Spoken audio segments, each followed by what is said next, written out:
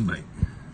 Jadi daripada radas 1 dan radas 2, kita masukkan data yang diberi daripada soalan dan kita kenal pasti di mana, macam mana kita nak guna formula untuk mengira berapa isi padu larutan yang perlu kita ambil untuk menyediakan larutan stok seperti yang tertera pada soalan. Jadi di sini kita masukkan data tadi. Kita nak sediakan asid sulfurik dengan isi padunya untuk radas yang kedua ni, untuk yang kita nak sediakan 500 cm padu.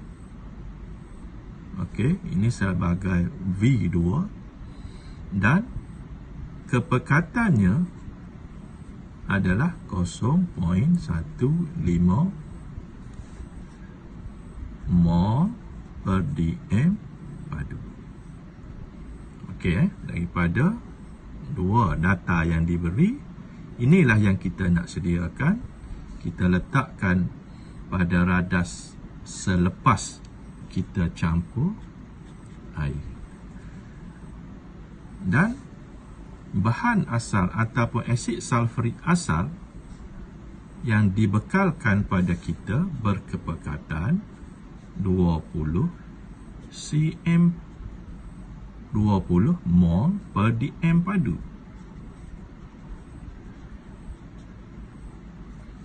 Dan di sini tugas kita kena kira berapa isi padu sebenar yang perlu kita sukat asid sulfurik yang berkepekatan 20 cm padu. Jadi di sinilah penggunaan formula M1 V1 sama dengan M2 V2 diaplikasikan. Jadi di sini apabila kita gantikan M1 20 cm padu dengan isi padunya V1 yang kita nak kenal pasti, kita samakan dengan kepekatan darab isi padu selepas kita campur air, iaitu 0.15 mol per dm padu darab dengan isi padu. Di sini unit cm padu kita tak perlu tukar kepada dm padu. Dengan kata lain, isi padu asid sulfurik yang perlu kita sukat untuk menyediakan larutan piawai, yang ni ialah 0.15 darab 500 bahagi 20. Dan selepas kita membuat pengiraan, kita dapati nilainya adalah 37.5 cm padu asid sulfurik yang berkepekatan 20 mol per dm padu yang perlu kita sukat untuk kita laksanakan eksperimen. Cikgu nak buat sedikit pembetulan. Tadi cikgu kata kepekatan bahan di dalam ataupun asid di dalam tabung uji sebelum campur air adalah sama dengan kepekatan asid selepas dicampur air. Di situ sebenarnya ada satu kesilapan lah. Bukan kepekatan, bilangan mol ataupun bilangan zarah.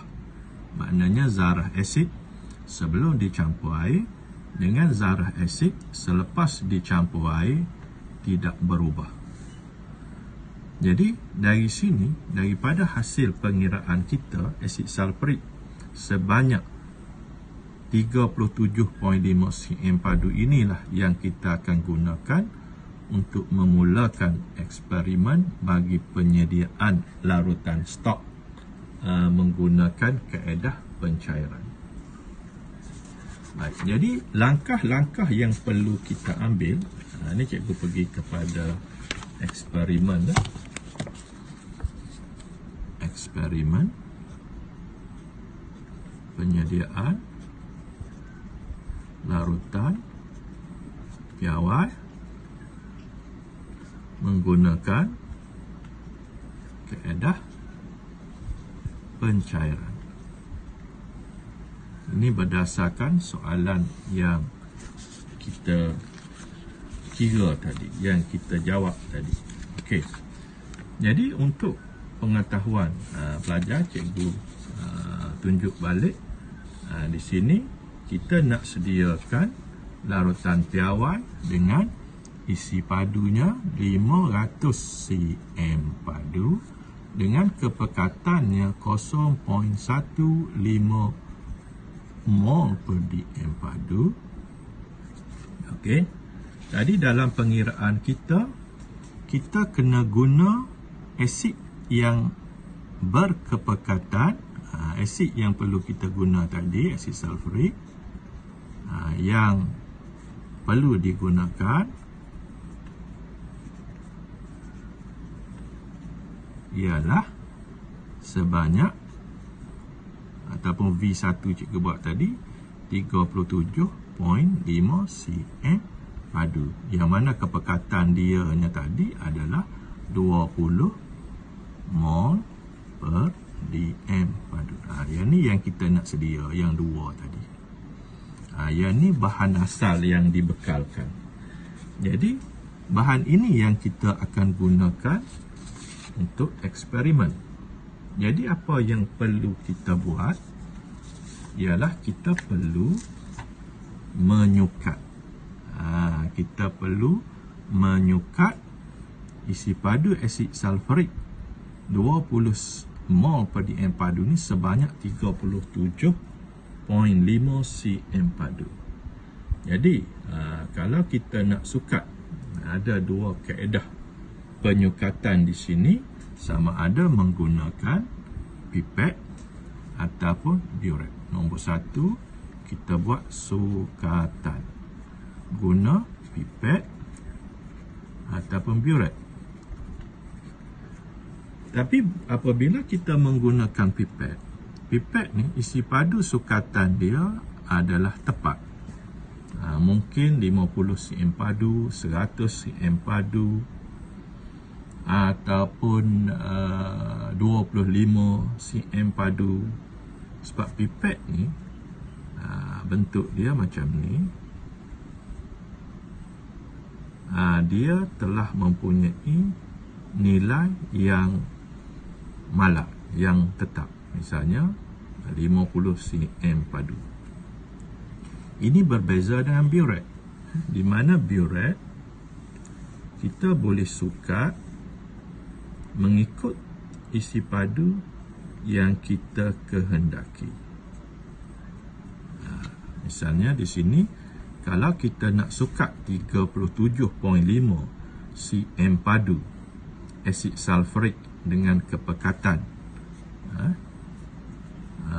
asid sulfurik dengan kepekatan 20 mol per dm padu. Kalau di sini bacaannya sifar, kita hanya perlu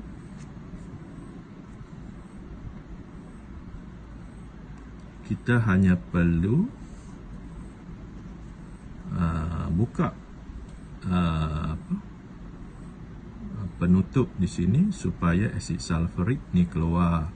Dan apabila sampai pada nilai 37, katakan di sini 0.5, kita berhenti. Kita akan dapat isi padu asid sulfurik yang kita kehendaki. Baik. Tapi kalau sekiranya isi padu asid yang kita kehendaki itu nilai dia adalah dalam bentuk nombor-nombor yang ditetapkan, 50 cm padu, 25 cm padu, 100 cm padu, kita boleh menggunakan pipet. Baik. Sekarang ini langkah yang pertama, ataupun ini langkah yang pertama. Baik. Langkah yang kedua yang perlu kita buat sekarang ialah kita pindahkan asid sulfurik yang isi padunya 35.5 cm padu tadi ke lalang dasar bulat. Pindahkan isi padu ni ke dalam kelalang dasar bulat.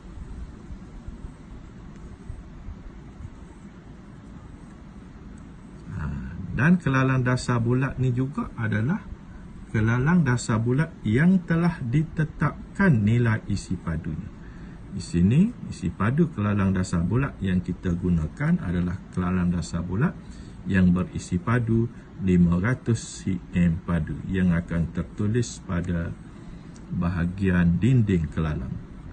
Jadi apa yang perlu kita buat sekarang, kita masukkan asid sulfurik yang telah kita sukat tadi melalui corong turas.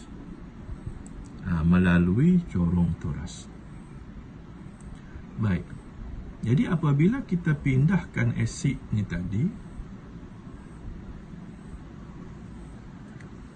sebelum daripada kita pindahkan asid ni tadi, terlebih dahulu kita kena campurkan sedikit air, sedikit air. Kita tak boleh terus masukkan asid pekat ke dalam kelalang dasar bulat. Ini akan memberi kesan ataupun berbahaya pada kita. Jadi kita campur air sedikit, kemudian kita pindahkan. Sama juga kalau kita menggunakan pipet, kita kena masukkan ke dalam bika dulu, kemudian kita pindahkan ke dalam kelalang dasar bulat yang kita kehendaki. Baik, ini langkah yang kedua. Diikuti dengan langkah yang ketiga. Selepas kita dapat isi padu asid sulfurik, samalah dengan yang ni tadi, isi padu asid sulfurik, tapi bukan mengikut kuantiti yang kita kehendaki. Kita kelalang dasar bulat yang mengandungi asid sulfurik tadi,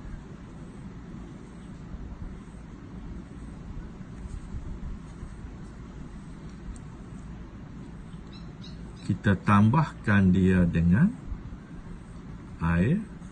air suling, sama ada menggunakan pipet ataupun kita gunakan botol yang mengandungi air suling, supaya nanti air suling tadi akan memenuhi sampai kepada meniskus yang kita kehendaki, ataupun senggatan yang kita kehendaki. Kemudian seperti langkah untuk contoh pertama tadi, kita tutup larutan tadi yang ada dalam kelalang dasar bulat, kemudian kita goncang bagi tujuan supaya kepekatan tadi menjadi sekata. Jadi di sini kita akan dapatlah asid sulfurik yang isi padunya 500 cm padu dengan kepekatannya adalah 0.15 molar ataupun 0.15 mol per dm padu seperti yang kita kehendaki di sini. Di sini kita dapat apa yang telah kita kehendaki. Baik, jadi itu saja tentang cara nak sediakan larutan piawai dalam bentuk dalam kaedah pencairan. Jadi sebagai rumusannya, cikgu nak pelajar-pelajar faham. Pertama, kita kena fahami tentang konsep pencairan ini sendiri. Ini yang pertama. Yang kedua, kita kena kuasai macam mana cara nak mengira, isi padu larutan yang kita perlukan untuk pencairan berkenaan. Kemudian yang ketiganya, kita dapat ataupun kita kena pasti apakah eksperimen? Pertama tadi, sekali lagi cikgu sebut konsep. Yang kedua, pengiraan. Yang ketiga, eksperimen yang perlu kita jalankan. Jadi itu saja untuk kuliah yang kedua tentang penyediaan larutan piawai menggunakan kaedah pencairan. Assalamualaikum warahmatullahi wabarakatuh.